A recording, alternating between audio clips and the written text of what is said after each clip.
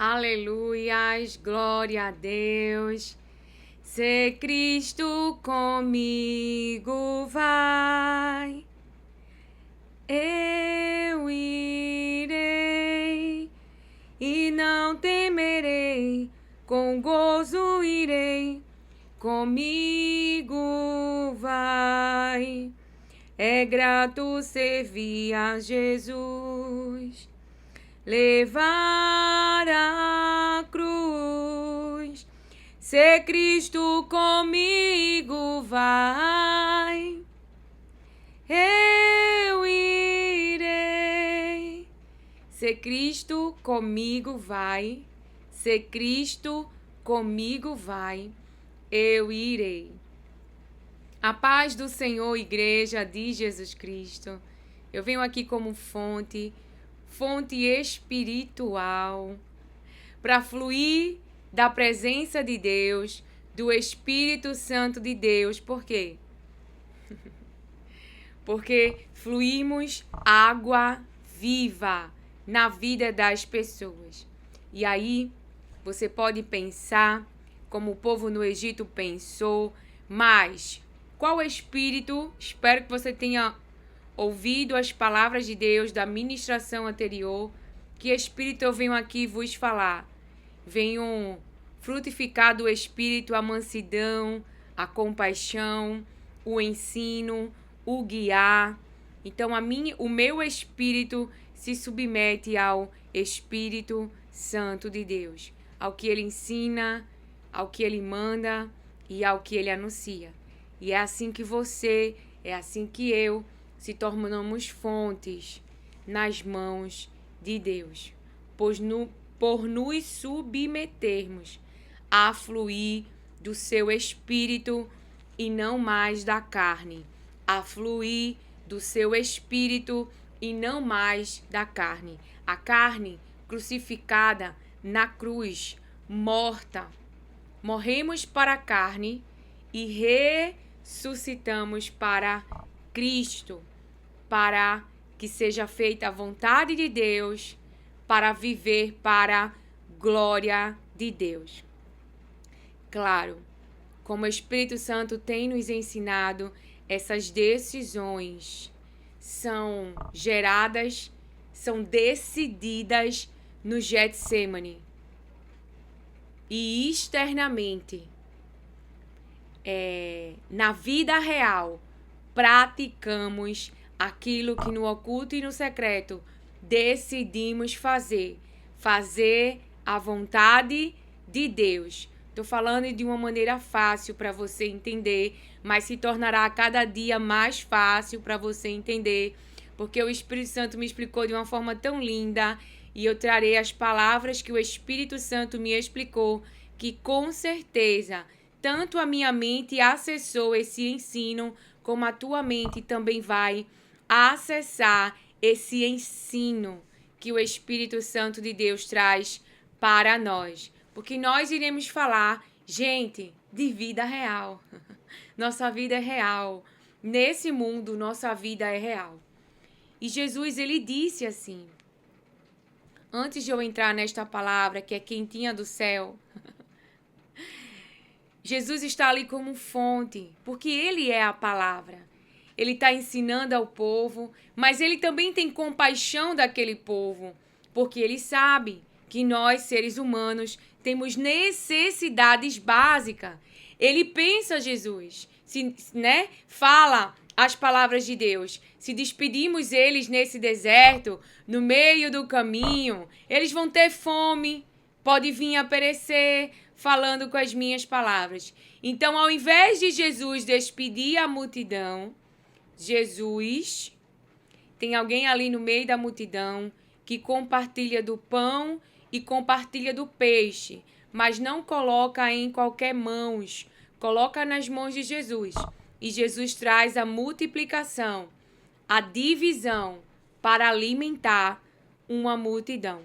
Então, mesmo Deus que te arrancou do Egito, que está contigo neste caminho para acessar coisas maiores, grandes e firmes que nós nem imaginamos, nem sabemos, mas é da vontade de Deus. Ele, o Deus Pai, não deixará você perecer no caminho. Quem não vai deixar? Tenha isso na sua mente. Quem não vai deixar é Deus. Deus não é como os seres humanos que passaram na sua vida. Seja uma mãe, seja um pai, seja familiares, primos, tios, seja autoridades constituídas dentro da cultura que nós estamos hoje. Deus não é como este ser humano. Deus não é como o ser humano que te aferiu dor e sofrimento no Egito. Deus não é como os soldados, como os capatazes do Egito, que te aferiu dor e sofrimento. Esgotou você, usufruiu de você, tratou você como objeto, não foi amor, foi uso. Com essas palavras bem fáceis. Por quê? Porque inconscientemente projetamos no hoje sentimentos, frustrações, de dores que foram causados a gente no passado. Como assim, Lilian? Como eu posso te explicar? Eu estava explicando para alguém, porque no discurso da fala eu vi algumas rupturas na fala. E aí eu pude fazer ali uma intervenção. Nas próprias palavras, a pessoa revelou seu coração. Então, como assim? Hoje, o povo, quando estava ali, saiu do Egito e eles tinham fome. Deixa eu abrir, que não seria essa palavra, mas o Espírito Santo é livre. Aleluia. Aleluia. E eles tiveram fome. Então eles olham para Moisés e diz, Moisés, falando com as minhas palavras, está lá em Êxodo, capítulo 16, verso 3. Mas deixa eu fluir para explicar, para entendermos o que seria essa projeção para o presente, mas é do passado. Sendo que vem de uma forma disfarçada. Por que a projeção vem de uma forma disfarçada? Porque para que você não entre em contato com a dor real. Então ela vem disfarçada, projetada, camuflada, para não fazer psiquicamente o seu psicológico sofrer. Mas está sendo trazida para o seu hoje. Você vai entender melhor. Então, eles dizem para Moisés, vocês não tirou do Egito para nos fazer morrer aqui, nesse deserto, a multidão com fome. Eles diziam assim, teria sido melhor que o Senhor tivesse nos matado no Egito. Lá, nós podíamos, pelo menos, nos sentar e comer carne e outras comidas à vontade. Vocês nos trouxeram para este deserto a fim de matar de fome toda esta multidão. Eles estão pensando na sua mente, veja, vocês nos trouxeram para este deserto na finalidade de matar de fome toda esta multidão. Veja, quem é que na vida deles, no histórico deles, tinha este tipo de comportamento matador? O líder do Egito. É ele que mandou matar bebezinhos. Então, é ele que manifestava espírito de morte, de perseguição. É ele que não fazia o bem na vida do povo de Deus, geograficamente, fisicamente, naquele lugar. E sem perceber, eles estão projetando no atual, no novo tempo, na pessoa do Moisés, no líder Moisés, que está obedecendo a Deus, que está sendo guiado por Deus, que não está fazendo as coisas do seu próprio pensamento. Mas Moisés ele está debaixo de uma ordem. Moisés, ele tem um propósito, é levar este povo a Canaã. Moisés, ele tem um destino, levar esse povo a Canaã. Então, esse propósito e esse destino desse projeto, dessa empresa, dessa família. Moisés está sendo guiado, trazendo para os tempos de hoje, onde o Espírito Santo de Deus, ele habita em nós, ele está sendo guiado pelo Espírito Santo de Deus, que revela a palavra de Deus, que anuncia a palavra de Deus, que ensina com a palavra de Deus. Então, aquilo que está dentro de Moisés foi gerado do acaso? Foi gerado do próprio Deus. Deus gerou tudo aquilo dentro de Moisés. Então, Moisés, ele tem uma missão. E essa missão é fazer a vontade de Deus. Moisés está sobre uma liderança, a sua mente manifesta um espírito de obediência ao que Deus, ele fala.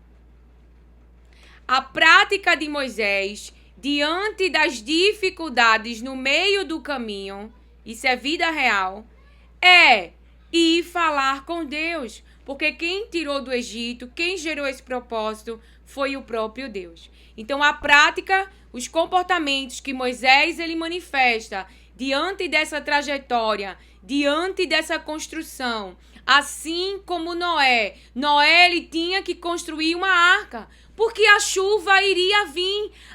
Aí zombaram de Noé, aí não acreditaram em Noé. Eu não sei os comportamentos das pessoas que manifestaram incredulidade ao que Deus anunciou que iria acontecer. Mas o que Noé está fazendo é o que ele creu, porque ele creu no que Deus falou. Ele era um homem temente a Deus. Ele era um homem praticante da palavra de Deus, do que ouvia Deus falar. Então Noé, ele não rejeita as palavras de Deus, ele escuta e pratica aquilo que é ensinado para nós entendermos a nossa vida cristã.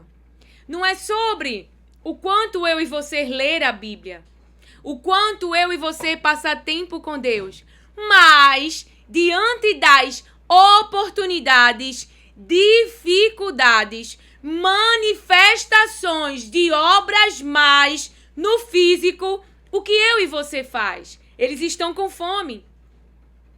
Então eles projetam no líder Moisés que todo aquele plano era para que matar eles. Mas Moisés não ia matar eles. Não foi Moisés que tirou eles do Egito. Moisés está sobre uma liderança. Então, projeção. O meu filho, ele tem 5 anos. E ele estava muito irritado emocionalmente. Estava em sofrimento, né, na sua mente, mas não sabia nomear, dar um nome a esses sentimentos, àquilo que estava trazendo sofrimento para sua mente. Então, ele projetava em outras coisas. Ele dizia: mãe, eu quero um carro. Mas já vi, hoje não é dia de comprar carro. Aí ele começava a chorar, a gritar, ia fazer birra e pá. Ô, mãe. Então, ele começava a pedir coisas, a querer coisas, porque ele queria alívio daquele sofrimento. E aí, quando eu dizia, não vou dar, isso não pode, não tô gostando desse comportamento, e ele manifestava ainda mais irritação, mais choro, mais tristeza. E aí, quando foi de noite, ele foi orar antes de dormir. E na oração dele, ele dizia assim, ele pedia para Deus para mandar o pai dele vir logo de viagem, porque ele estava com muita saudade. Então, veja, ali Deus me deu discernimento e eu comecei a observar que toda vez que meu esposo viajava, eles ficavam emocionalmente abalados com essa ausência. Sendo que eles não diziam assim, eu tô triste porque o meu pai viajou e eu tô com saudade. Eles projetavam em outras coisas, entende? e buscavam suprir essa ausência com outras coisas. E naquele momento eu pude ajudar ele. Eu disse, você está sofrendo, você está irritado, porque você está com saudade do seu pai. Por isso você está triste. Mas seu pai vai voltar, ele chega amanhã, a gente vai buscar ele no aeroporto. Ainda que papai e mamãe não estivessem aqui, Deus, ele vai sempre estar com vocês. Ele vai proteger vocês. Então, naquele momento, eu ajudei eles, por serem crianças, a nomear aqueles sentimentos. Ele não estava chorando porque queria um brinquedo e não podia. Ele não estava chorando porque eu mandei tomar banho e ele não queria. Ele estava chorando, ele estava irritado, ele estava triste. Por quê? Porque ele estava com saudade do pai. Ele estava sentindo a dor da ausência do pai. Mas naquele momento ele estava colocando um monte de coisa no lugar. E eu pude então ajudar ele a entrar em contato. Um outro exemplo para entender a projeção. Você sofre muito. Vamos dizer, alguém sofre muito, que foi o que eu consegui ajudar alguém por esses dias. Sempre que quer a presença de alguém. Então essa pessoa sofre. Exemplo, eu te chamei para minha festa. Você me chamou, você me chamou para sua festa e eu não fui. Eu não fui por diversos motivos, adoeci, não deu para ir. Não é? Não deu para ir. Aí você sofre e se acaba. Traz um sofrimento. Então, esse sofrimento pela minha presença não estar na sua festa, a minha presença não estar na sua festa. Então você diz, eu tô sofrendo porque Lilian não veio na minha festa. Não. Tá inconsciente de você. Tá camuflado. Eu sou a camuflagem. Você tá dizendo pra si que está sofrendo porque eu não fui. Mas, na verdade, todo esse sofrimento camuflado, a verdade sobre ele é que você está sofrendo pela falta, pela ausência da presença de alguém na sua vida, seja na infância ou na adolescência. Esses sentimentos foram guardados, foram reprimidos, porque a criança não sabe lidar com isso, a criança não sabe nomear isso. Veja, meu filho não sabia nomear e eu ajudei ele. Então, a gente não soube nomear isso na infância, não soube nomear isso na adolescência. E aí, no presente, a gente manifesta esse sofrimento psicológico na nossa mente, mas a gente camufla ele. Eu tô sofrendo porque Lilian não foi na minha festa. Não. Você tá sofrendo pela ausência, pela falta de presença. Não é de Lilian que é o presente, mas do passado, seja de um pai, seja de uma mãe. E aí, pode se dar de várias formas. Como assim? Eu tô sendo bem explicadinho para que você possa entrar em contato com a verdade. Esse sofrimento. Veja José. Obrigada, Espírito Santo. José está sofrendo, está chorando. Aquele choro de José do presente. Há motivo para aquele choro? Os irmãos estão ali no Egito. Mas mexeu com memórias do passado. A Bíblia diz que os próprios irmãos de José, né, quando estão ali perturbados com a culpa, porque lembram do que fizeram com ele, eles mesmos dizem, nós ouvimos o grito da sua alma, quando ele nos implorava por socorro. Então imagina José dentro do poço, gritando, e eles comendo como se não tivesse nem aí. Então, esse choro, essa dor, foi guardado. E isso é mostrado na nossa fala, nas rupturas da nossa fala. Então hoje eu projeto que eu estou sofrendo porque Lilian não foi na minha festa.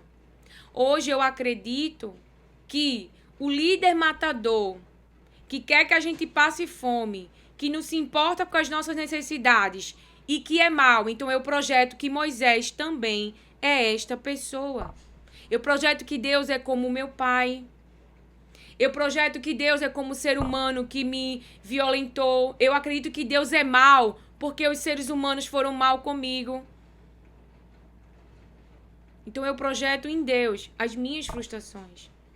Eu projeto em líderes as minhas frustrações passadas, acreditando que eu estou diante de uma pessoa igual. Então esse sofrimento, essa fome, essa escassez vem dos antepassados dele do Egito. Eles foram parar no Egito por conta de uma escassez, por conta de fome. E agora que eles estão no Egito, não é? Eles começam no Egito a ser maltratados. No Egito, os seus bebês são mortos. Então, veja, eles carregam memórias do passado e estão evidenciando no hoje, projetando no hoje as ameaças, as dores, as frustrações do passado e dos seus antepassados. Estão manifestando isso nas suas gerações. Você entendeu? Mas o que o Senhor me traz aqui é que eu e você devem confiar nele. Por quê? Porque Jesus, ele teve fome no deserto. José, ele teve fome, mas José, ele não aceitou amante. Ele esperou a família que Deus, ele tinha para ele. José não quis a cadeira de ninguém. José esperou a cadeira que Deus tinha para ele. Passe o tempo que passar. Se você confia no caráter de Deus, que não é como os homens que passaram pela sua vida, e quando eu falo de homens, eu falo de seres humanos que frustrou você no meio do caminho, que abandonou você no meio do caminho, que quebrou alianças com você no meio do caminho, que violentou você no meio do caminho. A dor que Deus permite tem propósito. Seres humanos entregues, sendo acessos ou portais, como o pastor me ensinou, portais do diabo, para fazer a vontade dele, não a de Deus. Podem ter machucado você. E aí, nesse momento, que nós, como cristãos, eu quero falar tão simples como o Espírito Santo me explicou, trazendo a vivência da minha própria vida, porque tudo que eu pratiquei foi no Getsemane que eu aprendi o que eu iria fazer naquela situação. Se eu iria fazer a minha vontade ou se eu iria fazer a vontade de Deus. A exemplo dessa palavra, Jesus nos mostrou que ele está ali pregado numa cruz inocente, não é Lilian lá, é Jesus, o Filho do Altíssimo, inocente, prego, coroa de espinhos. Imagina a quantidade de dor física que ele estava sofrendo. Ainda assim, alguém ao seu lado se arrepende, pede perdão, reconhece os seus erros. E o que Jesus faz? Ferido, machucado, sangrando, coroa de espinhos, ele perdoa. E ele dá acesso. Hoje mesmo estarás comigo no paraíso. Aleluias, glória a Deus. Não há nada que Jesus não possa fazer por mim e por você. Então vamos esperar Deus enviar os seus anjos para nos servir no deserto. Não precisamos roubar, não precisamos matar, não precisamos jurar falsamente, não precisamos mentir, não precisamos adorar outros deuses para matar a nossa fome, para matar a sede da nossa alma. Não precisamos ser amantes do mundo para matar a sede da nossa alma, diz o Senhor. Porque o mesmo Deus que nos arrancou, que nos expulsou, que nos tirou da escravidão, ele continua cuidando, o Deus Pai, de mim e de você, neste caminho, neste deserto. E com fé em Jesus Cristo, acessaremos Canaã. Então, Jesus nos mostra que vamos dizer que na história, Jesus nos mostra que existia uma mulher lá em João 4, que ela já tinha tido 5 casamentos, o 6º não era dela, ela se encontra com Jesus. Então, se existe alguém que está com aquilo que não é teu, se existe alguém que está com aquilo que não é teu, ore para que Jesus tenha um encontro e possa libertar essa mulher ou este homem que está com aquilo que não é teu. Porque Jesus, ele faz por você. Jesus, ele faz por você. Não use sua boca, isso foi me ensinado pelo Espírito Santo há anos atrás. Porque o que o diabo quer, ele espera uma resposta. Ele espera uma separação. E, biblicamente, você pode estar autorizado a se separar. Como eu aprendi, se você está com algum... Se você está, não, porque o Espírito Santo me traz, porque tem alguém precisando ouvir esta palavra. Que eu sou fonte. O Ministério Orvalho.com, do Luciano Subirá, tem um curso sobre casamento. Lá eu aprendi e nunca esqueci que amar é uma decisão. Jesus Cristo me ensinou que antes de eu tomar uma decisão, eu preciso saber qual é a vontade de Deus.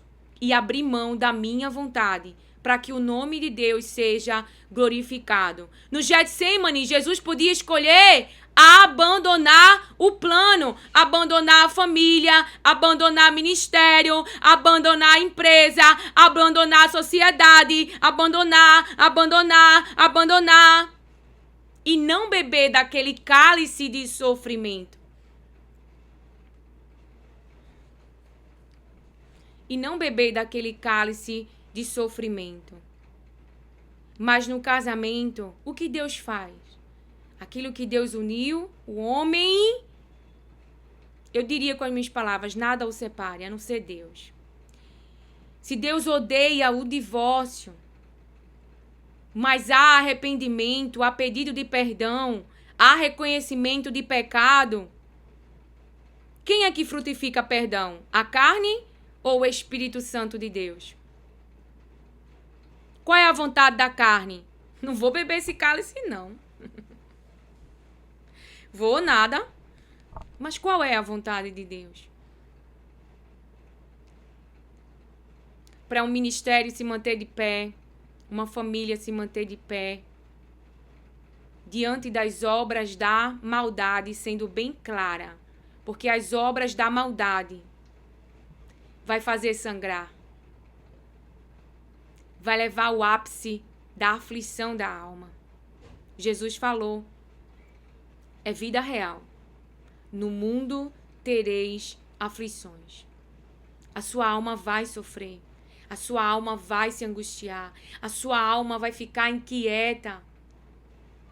A sua alma, ela vai ficar triste. Ela vai querer se perturbar. E o que você vai dizer para ela? Aquieta-te, minha alma. Espera em Deus. Minha alma, bora fazer a vontade de Deus. Bora até o final. Porque Deus vai ressuscitar esse ministério. Deus vai ressuscitar esse casamento. Deus vai ressuscitar essa relação. Porque Deus vai ressuscitar o seu espírito, a sua presença. Deus vai ressuscitar o ambiente familiar, a conta bancária, a saúde. Eu não sei que aonde foi trazido obras da maldade, mas você ficou, você perseverou, não pela sua vontade, mas porque crê no plano, no projeto que Deus te entregou, Moisés. Moisés, lembra da missão, que esse propósito, que essa família, que esse ministério, que essa empresa, que essas relações carregam. Quando Elias, ele sai da caverna, Jezabel, ela está viva. Mas Deus ressuscitou Elias. E ele voltou ao movimento. Porque Jezabel não tem poder de matar eu e você. Então Jesus, ele se coloca ali no meio de livre e espontânea vontade dos invejosos. Os invejosos, porque estão sendo movidos pela inveja e por causa da inveja, são portais para fazer a vontade do diabo. O portal aberto na mesa por Judas, incitado na mente, e o diabo entrou em seu corpo para atrair Jesus. Judas mesmo se afastou da mesa. Jesus não usou as obras da sua mão para tirar o traidor. Não venhamos mudar a nossa essência diante das obras da maldade. No Getsemane, vamos decidir na oração, como Daniel, vamos decidir que obras iremos praticar. Ou seja, se Cristo comigo vai, eu vou para a cova, eu vou para a fornalha, mas a minha essência de filho, a minha essência de filha não vai se subordinar à imagem humana, não vai se subordinar ao espírito da idolatria, não vai se subordinar ao espírito da maldade. Eu vou me subordinar, me submeter a Deus diante da maldade, fazendo a sua vontade e não a vontade dos homens que se constituíram inimigos de Deus, porque não levam em consideração a sua palavra. Então veja, Daniel está num ambiente totalmente idólatra. Não tem templo para Daniel ir.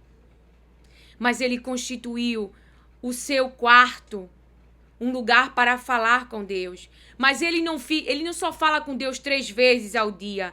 Daniel, ele pratica a palavra de Deus.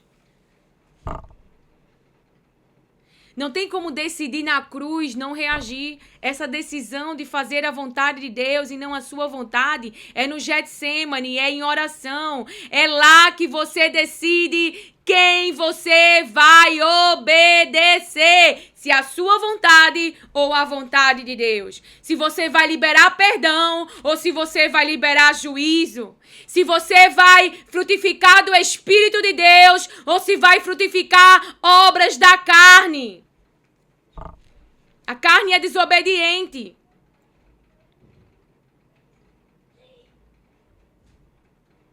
Mas alguém que carrega Jesus Cristo dentro de si, a vida que é Jesus Cristo, carrega as palavras de Jesus, vai frutificar a vontade de Jesus.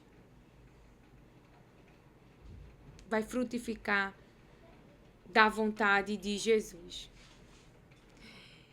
Então, a mente de Moisés tem um propósito.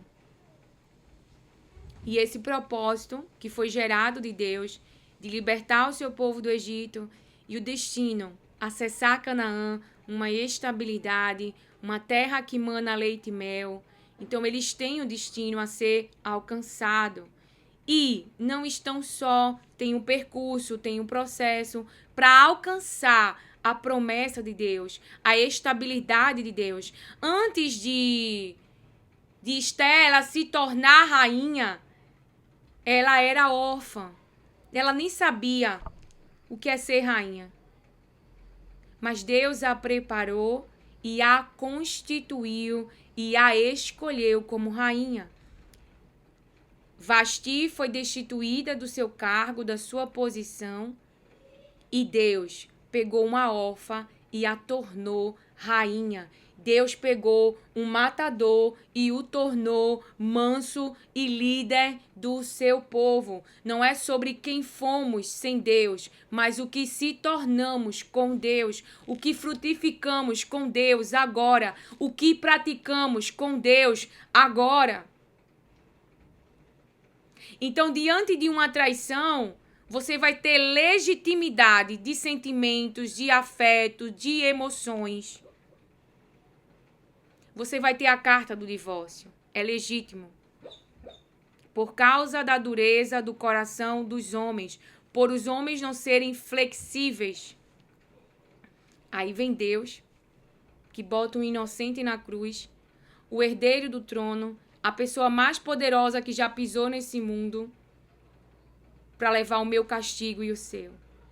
Então, se Deus, ele deu o exemplo que tem como haver restauração de relacionamento, se alguém se posicionar em sacrifício, mesmo tendo todo o direito do mundo de sair, imagina o que Deus não vai recompensar e manifestar e trazer de resultados, porque você crê na família, você crê que pode viver o vinho novo, você crê que Deus pode curar essas feridas, restaurar, estancar esse sangramento, porque você viu o Filho perdoando o mais alta maldade humana, sendo portais do inferno fisicamente, para que ele saísse da cruz, abandonasse o projeto, abandonasse a empresa, abandonasse sociedade, abandonasse família. Mas ele manifestou obediência ao plano de Deus, ele manifestou confiança e dependência em Deus. E hoje, Lilian Marinho, você, nós, vivemos os resultados do sacrifício de um inocente. Eu vivo o resultado também de uma mãe que creu em Jesus Cristo e toda a sua geração passou a ser mudada. Eu vivo resultados de ouvir as minhas irmãs e os meus irmãos que, em nome de Jesus, foram fontes do Espírito Santo de Deus, de fluir dele, para me levantar da cama, para me mover da cama, para crer na palavra que o Senhor estava liberando sobre o cenário, sobre o seu plano, sobre entendimento da situação. E hoje eu estou de pé, porque criei não em um ser humano, mas na palavra que saiu da boca de Deus. Deus não vai deixar você morrer porque não tem pão e peixe. Alguém aqui manifestou essa obra mal na sua vida, mas Deus, ele não é assim.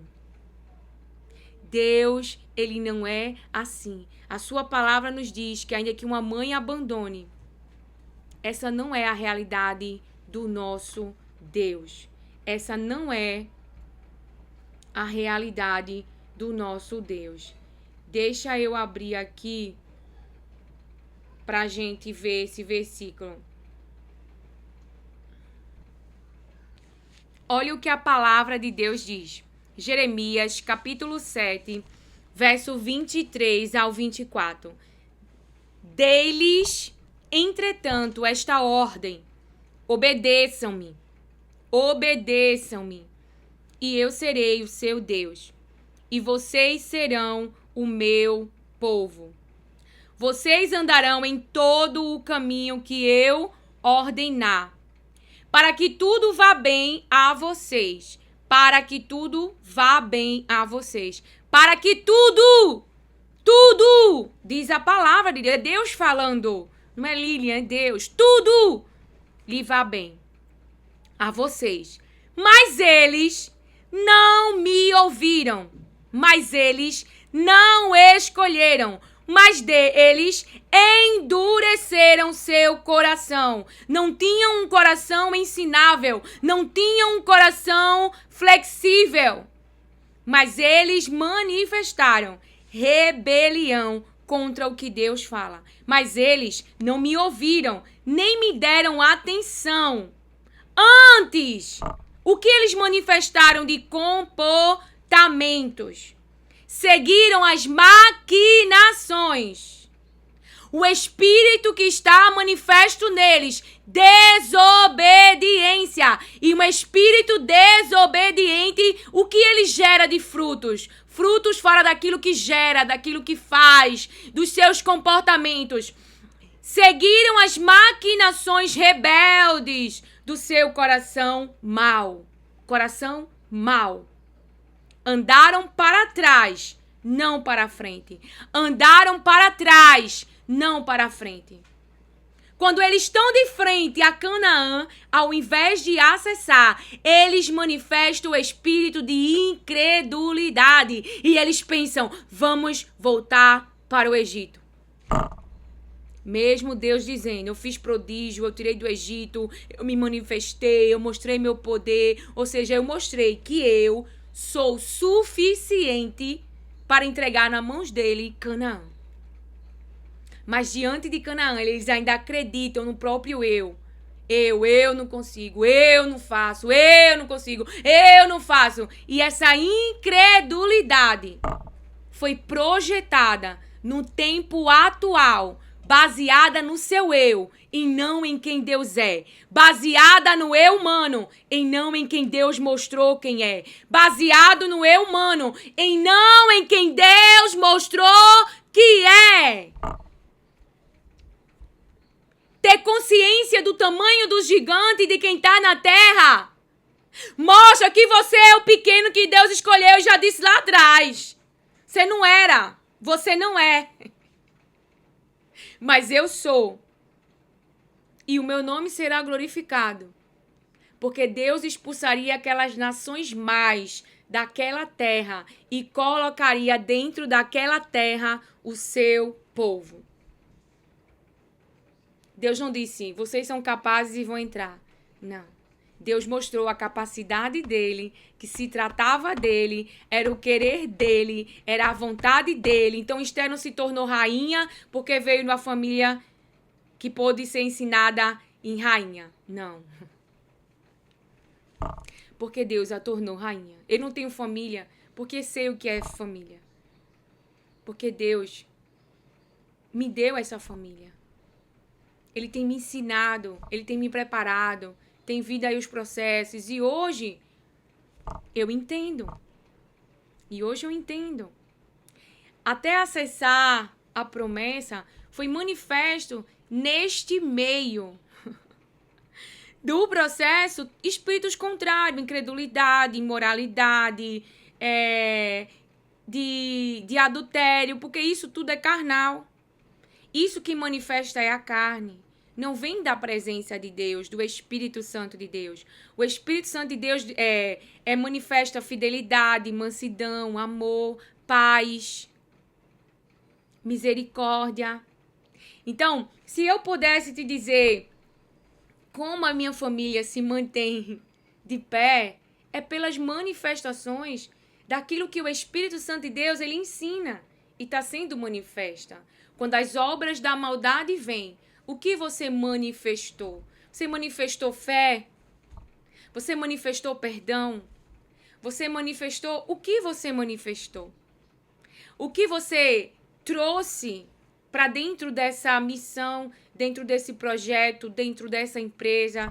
Claro, não baseada em você, mas na vontade de Deus. Moisés, ele dá para o povo.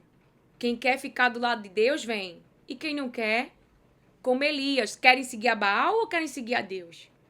Né? Então a pessoa se posiciona. Haviam 2 na cruz. Um se arrependeu. Um foi salvo. Um teve o acesso restituído. Um estava com Jesus no paraíso e o outro vai ficar com o diabo. Não houve arrependimento. Então, se há arrependimento nas relações, se há pedido de perdão, por que não haver restauração? Se assim se deu com a vida do filho pródigo, que o quê? Que caiu em si, que se arrependeu, pediu perdão, não pediu acesso de filho, pediu acesso de até um servo do pai. Mas o pai o restituiu como filho, porque esta é a identidade dele, como assim ministrou a pastora Thalita. Ela ministrou, né? O filho chega e é restituído verdadeiramente na sua identidade. Porque houve arrependimento, pedido de perdão, confissão. Deus também é assim. Adão e Eva confessam ali. Deus dá vestes a eles, não é? O sofrimento veio, a dor veio, mas fomos restituídos nesse relacionamento para com Deus, sendo Ele quem é. Por causa do seu Filho amado Jesus, que se colocou nesse lugar de dor, de sofrimento, de carregar sobre si a maldição que seja contraído por nós ou contraído pelos nossos antepassados. Está tudo sobre ele. E é por causa de Jesus que eu e você somos abençoados. Então veja, eles estavam andando para trás porque eles tinham um coração duro, um coração que não era ensinável. Eles manifestavam rebelião, desobediência. Eles manifestavam as obras da carne, a vontade da carne.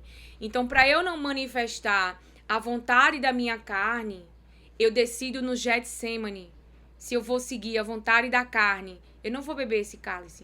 Ou se eu vou seguir com o plano de Deus e confiar nos resultados que está debaixo da vontade de Deus trará e será inevitável.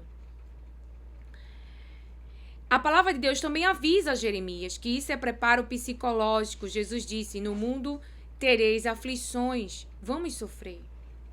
Vamos ter dilemas na nossa mente. Vamos sentir angústia, tristeza. E Deus fala para Jeremias: quando você lhes disser tudo isso, Jeremias, eles não o escutarão. Quando você os chamar, não responderão. O Espírito Santo, ele sempre me levava a tudo aquilo que Deus ele estava fazendo por mim. Quando eu não era escutada, quando eu não era ouvida, quando eu não era abandonada, quando eu era abandonada, tudo isso me fazia me voltar para Deus. Por quê? Porque eu dizia para mim mesma: eu não quero ter esse comportamento para contigo. Eu não quero te aferir essa dor e sofrimento. Porque eu falava e eu só queria o bem da pessoa. E eu me colocava no lugar de Deus, que só quer o meu bem. Como que eu não vou ouvir Ele? Como que eu vou fazer a minha vontade? Como que eu vou fazer o meu querer? E assim, o Espírito Santo foi trabalhando a cada dia mais. Então, todas as obras mais que o diabo trazia, ele esperava de mim uma resposta. Mas eu me aproximava mais de Deus. Confiando no Deus que diz: eu curo. Eu permiti a ferida, eu curo. Confiando no Deus que diz que o projeto, quando ele criou o homem e a mulher, que ele observou ali o que ele tinha feito. E teve uma vez, sempre vai ter pessoas querendo distorcer a sua identidade. Eu tenho o hábito, de gravar as palavras de Deus e também de escutar, e também ver aquilo que o Senhor falou, de continuar memorizando. E a pessoa me viu assistindo, ouvindo as palavras de Deus na restauração da alma, aí disse assim para mim, um líder, um líder fora da minha casa, em outro ambiente. Me chamou de narcisista. E ali aquela palavra veio ecoar na minha mente, Mas aí o Senhor me trouxe a parte, de quando ele observa a sua criação e vê que ficou bom.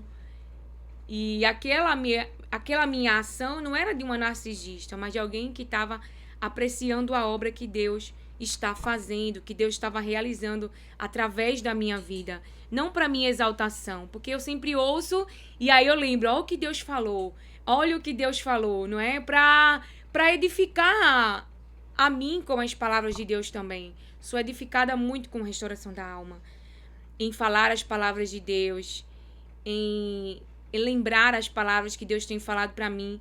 E eu também tenho sido fonte daquilo que Ele fala. E você vai prosperar se crer na palavra de Deus. E eu creio em relacionamentos saudáveis. Eu creio que Deus ele pode tornar alguém naquilo que aquela pessoa não é. Eu não quero te colocar a tua vida em perigo. É por isso que é no Getsemane que você vai decidir.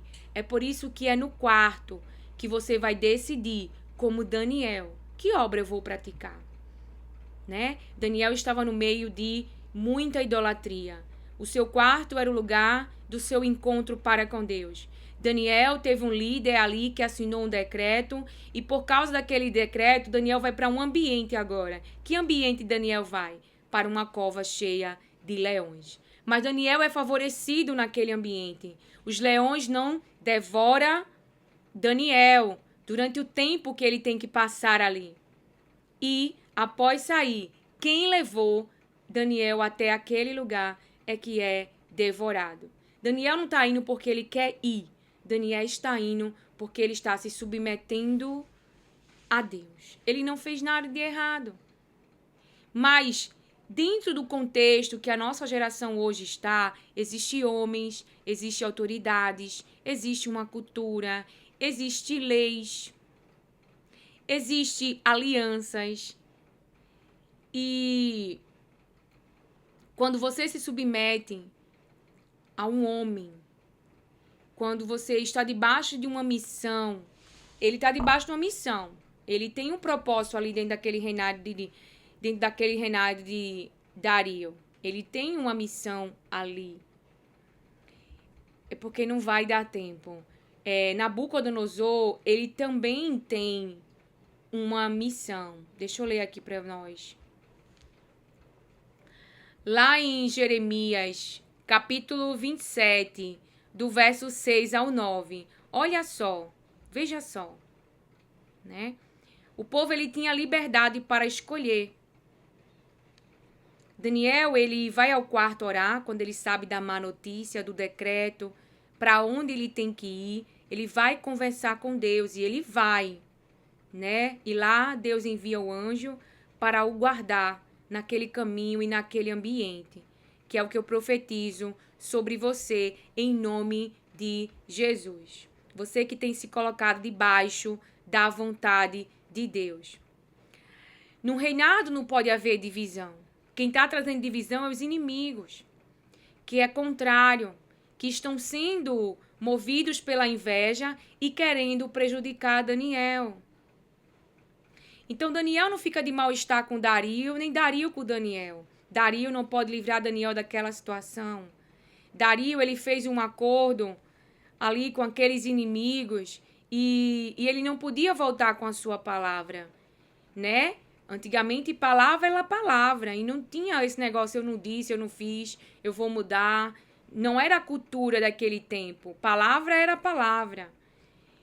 Os reis tinham que ter palavra, os líderes tinham que ter palavra. Agora, eu entregarei todas essas terras, é Deus falando, ao poder de Nabucodonosor. Veja, é as terras do povo de Deus, que Deus está dizendo, eu vou entregar a ele. Rei, e quem era este Nabucodonosor? Rei da Babilônia. Alguém que não adora, irmãos, ao nosso Deus. O seu povo está sendo entregue na mão dele para ser escravo.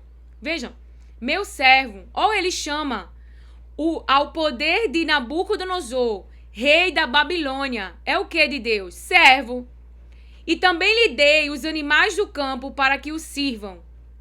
Todas as nações servirão a ele, a seu filho e ao filho de seu filho, até que também chegue a vez da própria terra, quando muitas nações e grandes reis o fizerem seu escravo, até o dia que a Babilônia iria cair e se tornaria escravo também, por causa das obras, das maldades da Babilônia.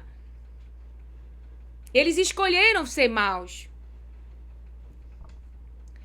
Se alguma nação e reino não servirem o mesmo Nabucodonosor, rei da Babilônia, e não puserem o pescoço debaixo do jugo do rei da Babilônia, a essa nação castigarei com espada e com fome e com peste, diz o Senhor, até que a consuma pela sua mão. Veja, aqueles que não se submetessem ao rei na Babilônia, que não se colocasse debaixo desse jugo, porque esta era a vontade de Deus, era para trazer livramento, preservar a vida deles. Quem se submetesse, quem se colocasse como resistência, quisesse ficar na cidade, lutasse contra o rei da Babilônia, Deus está dizendo, olha o que Deus falou, e não puserem o pescoço, ou seja, de livre e espontânea vontade, do jugo do rei da Babilônia, a essa nação castigarei com espada e com fome e com peste,